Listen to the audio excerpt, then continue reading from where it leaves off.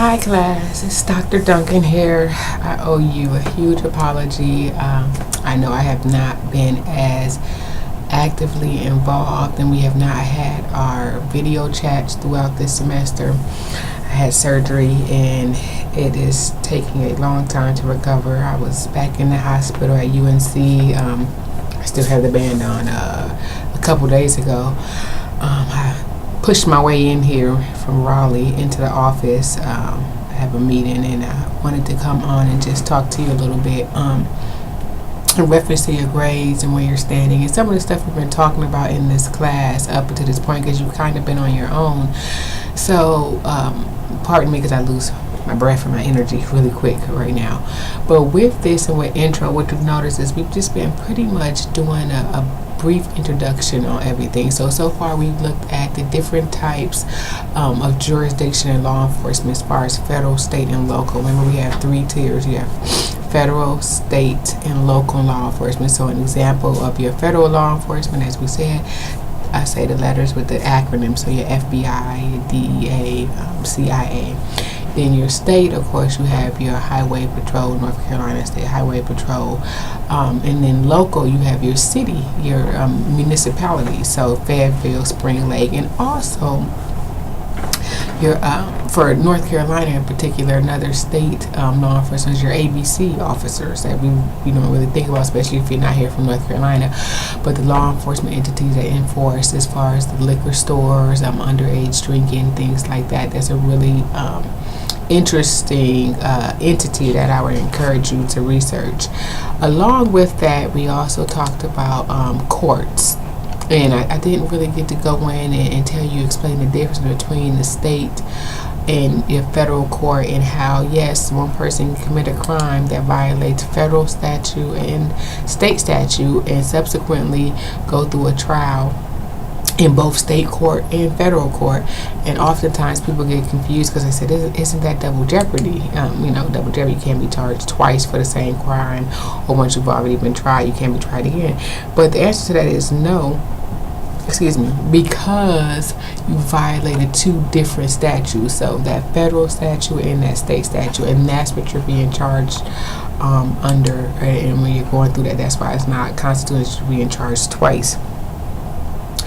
You also talked about in the judicial system the key roles and individuals in our judicial system. That was back on module 3.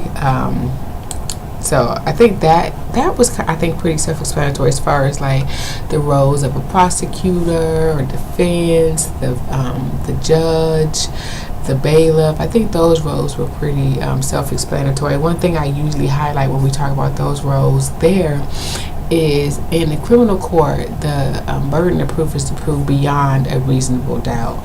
So as a defense attorney, which you may be private or public defender, your goal is to just plant doubt. If you can get doubt planted, then the prosecution has not proved beyond a reasonable doubt. Moreover, if someone is charged with a crime, whatever that crime may be, we look under your North Carolina state statute, each crime has elements that must be met. And elements, it may have 2, 3, 4, 5 elements. You have to be able to prove that each element was met for that to be charged with that particular crime. We then we talked about the corrections error, the different types of corrections, different types of law enforcement and incarceration and correctional officers. I think the key thing there when we start talking about the errors of correction, the errors of law enforcement, is when we talk about Sir Robert Peel and we look at kind of like the evolution of where our policing kind of evolved from and where we're at now with that. Moving on, I am going to open up modules 4. I really want to try to open up these last few modules just to knock them out. But I am going to open up modules 4 and 5. I know this is a holiday weekend, so don't take time away from your family trying to get this work done. Once I open it this week, don't stress yourself. If you got to get it done next week, get it done next week. I'm not penalizing for late assignments. Once I tell you I'm grading. If you do get a 0 for a late assignment or something, shoot me an email, let me know what's going on. Then we can definitely open that back up for you to get that work done. So try not to panic. I know that's easier said than done when you're like, I've emailed you. You haven't called me. You haven't responded to my email. Don't worry about your grades. Just do the work. Do the work. I will grade everything. You can see I will grade everything. So do your work. If you get behind, it's not a big deal. Shoot me an email. Let me know what's going on. We'll open it back up. If you have a 0, complete the assignment. Let me know once you completed it, because that 0 will not automatically be replaced. Module 6, we're moving on and we're talking about the Constitution, which is I like this chapter. A lot of us are not fully aware of our constitutional rights and what exactly the Constitution entails, but it's really good. After that, we're going to go into juvenile courts, and then we're going to look at police organization. So those are the next 3 modules that we're talking about in the forthcoming weeks. Again, I will open module 4. I'm going to try to get that open for you today. It's holiday week. Don't stress. Don't worry about it.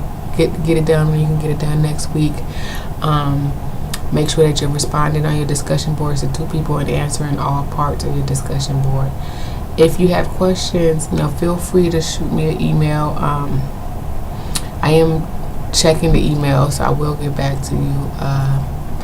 So shoot me an email. Don't call the office because I'm probably not going to be here. If you need to see me, I do plan on coming in, trying to get back into the office next Tuesday as well. So if you do want to call, if you call me next Tuesday, I should be in the office. If not, send me an email. You guys have a great holiday, and I will